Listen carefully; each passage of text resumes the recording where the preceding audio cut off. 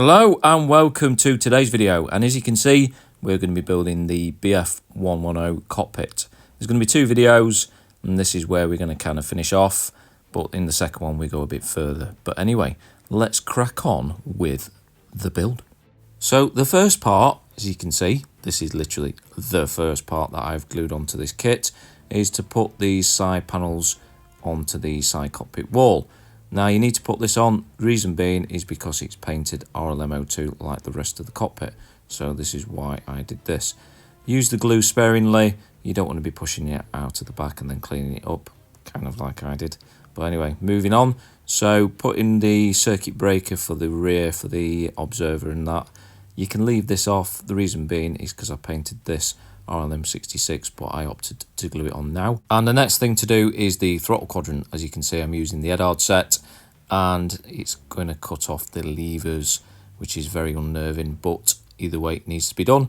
The next thing is to do is put the photo etched on there, which I used the kit part as a former, just bend it round, as simple as that. Now I want to have it a bit more open, so I'm going to use a drill bit and drill all the way around. As you can see, I'm starting off the drilling process. I'm going to show you every one. And then when you've got that, you can start trimming out, as you can see here. Now, start off slow, start trimming ever so slowly all the way around until you've got what you need and the amount that you need to trim off. As you can see, I'm still going. And then when you've finally done it, you can glue it on, as you can see here. Now, the reason why I've done this is because you can actually see through the top. Now I just wanted to have it just slightly that bit more open. Now with that done, as you can see, I've just glued it in, not a problem. It fits very square, as you can see, down to the side of the fuselage, so it's quite self-explanatory. Next thing I need to do is put this map storage box onto the side, and I'm just going to line it up. There's a bar that runs across the fuselage floor. I just need to trim it out. So I've just marked it there. I have trimmed it out, again self-explanatory. Bit of super glue, and now it's a case of just gluing it in. I use super glue because it is very quick, but it is obviously a one-hit wonder. And ooh, has he got it? Has he got it? Yay! Ooh, no, there we go. So yeah, as you can see, glued in. Staying with photo etched, as you can see, I'm using the photo etched rudder pedals because they're so much better than the kit ones. And again, I'm using the Tamiya photo etch bending pliers, the smaller ones, the needle ones. Reason being is because they're so much better for this sort of subject and this sort of size. Now I'm using my index finger from my left hand just to stop it. Now when I take it off, as you can see, it wants to bend the opposite way, so I'll put it back on there. You can use your finger, but pretty much it's so much better like this. You find a better of a curve really. And I'm not even going to apply glue. I'm just going to leave it as is and paint them. So when it comes to actually gluing it on, I've just applied some super glue to a male pinpoint there, as you can see on the kit part. Now this is a godsend because some photo etched rudder pedals, they don't line up both sides equally. Now this will line up to a square hole in the photo etched and means that both will be as square as each other, which is very, very nice. So staying with kit parts that need to be butchered for the photo etched, and this is no other, I'm using the Meng Display side cutters. I know this is not the tool for the job, but either way, I don't care. Now, yeah, I know it's going to look a bit rough and ready. Just make sure you're cutting off the right part and just keep on going until you get to the surface. And then I use a scalpel blade just to take off the rest. You don't need to be really neat with this, you're not going to see it. Now the next thing to do is to glue it in. Now this square hole is where it's going to fit. You do see that round hole at the front, and I'll explain this in a minute. But either way, just make sure it's nice and square. You want to look from the front and make sure it's square. Now this round hole, as you can see there, that's the part we've just cut off that should fit into there. So that's where the photo etched is going to fit, and it should be a lot easier to square it up. Now there's a peg that should be on there that the seat connects to. I've accidentally cut it off, so don't do what I've just done. Another modification if you are applying seatbelts is to drill out this area here and then clean it up afterwards. So again, I am drilling left to right or right to left depending on whatever you want to do, and I'm going to be cleaning up with a scalpel blade afterwards just to square everything up. You need to do this because obviously the seatbelts go through this area.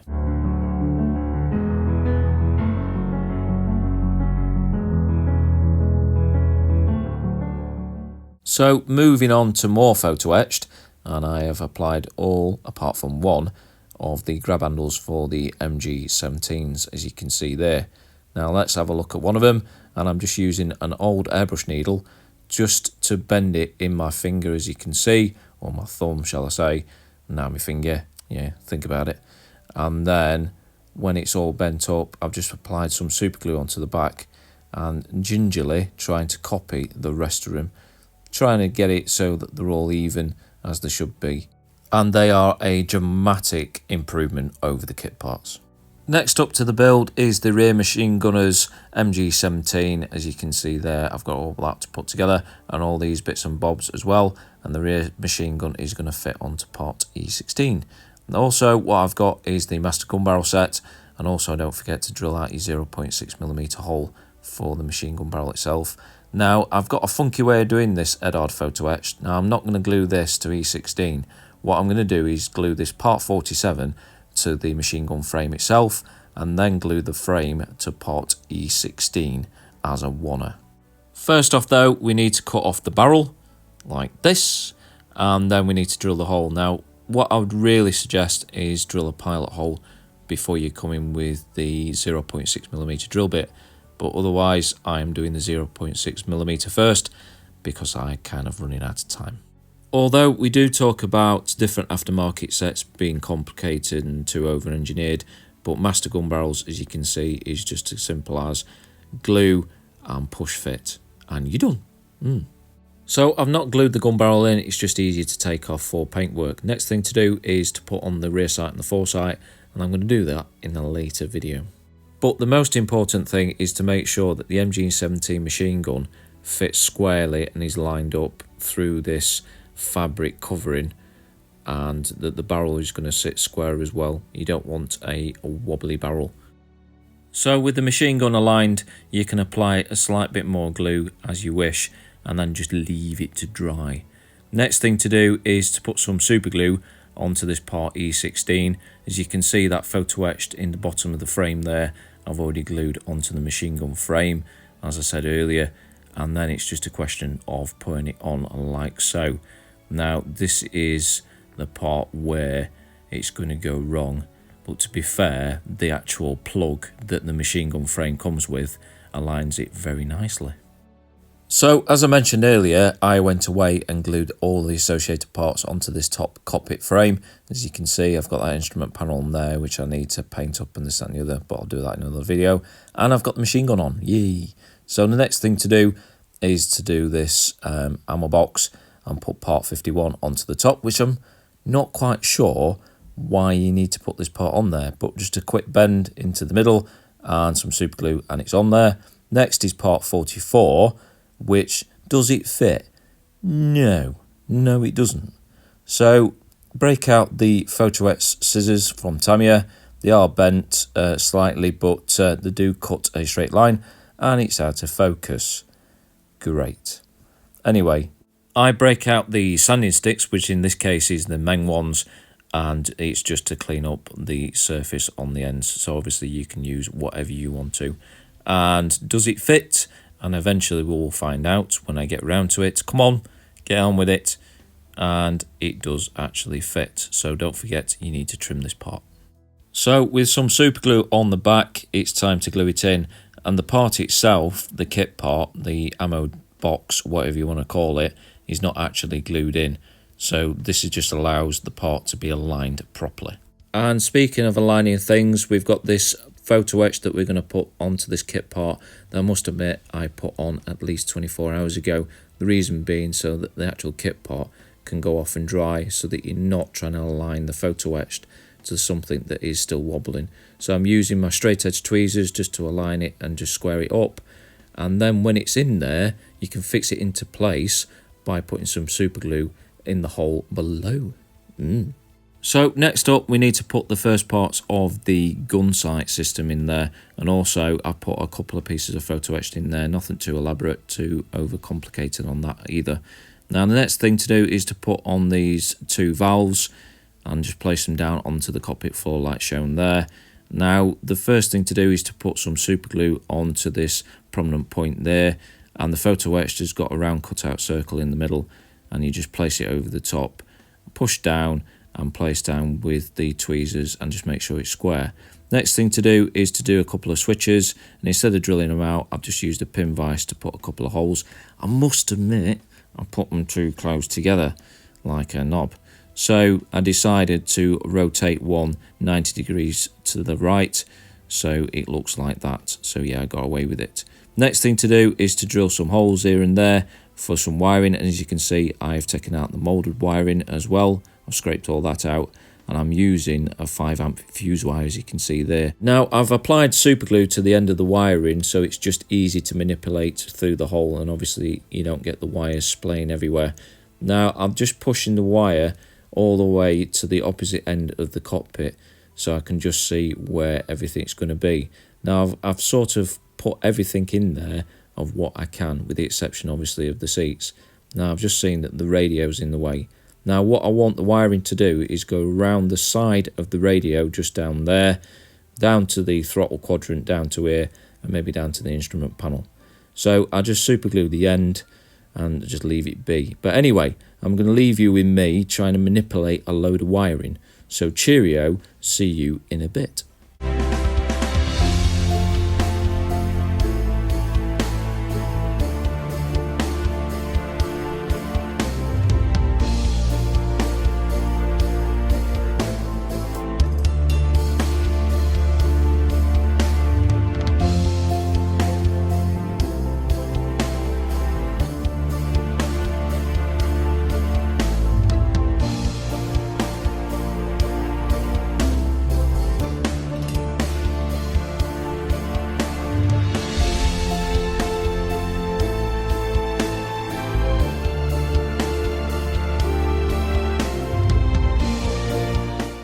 So as you can imagine, with aircraft and its associated wiring comes the tie downs, and in this case I'm using the tin foil and cut to 0.5mm strips, and then I cut them down to a manageable size.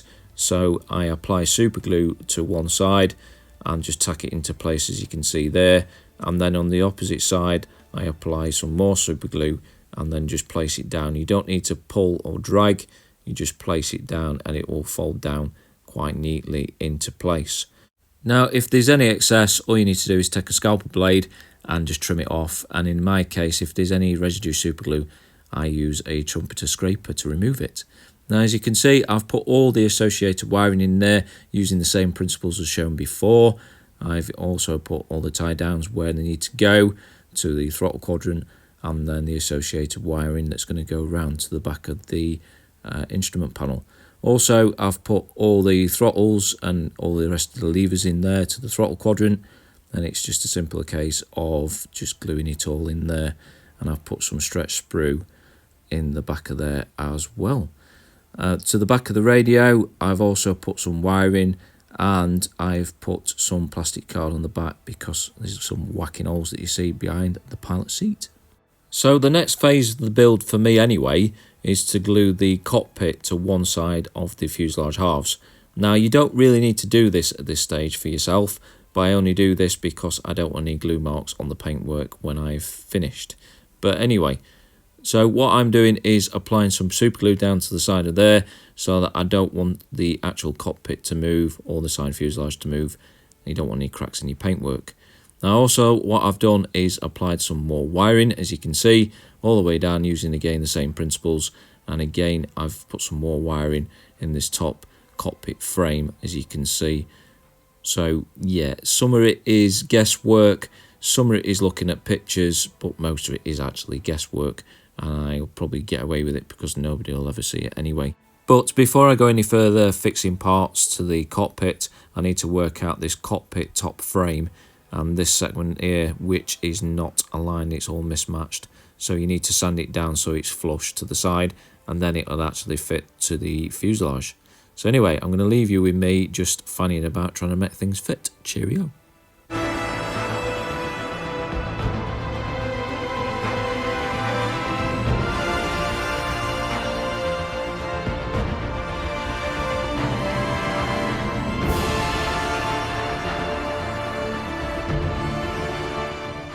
So when it comes to the Bf110, if you look at pictures, you'll see that these areas here, which I'm applying super glue, has got no seam line, no gap, no nothing, and it's the same at the back. So what you need to do is just fill this area and sand down.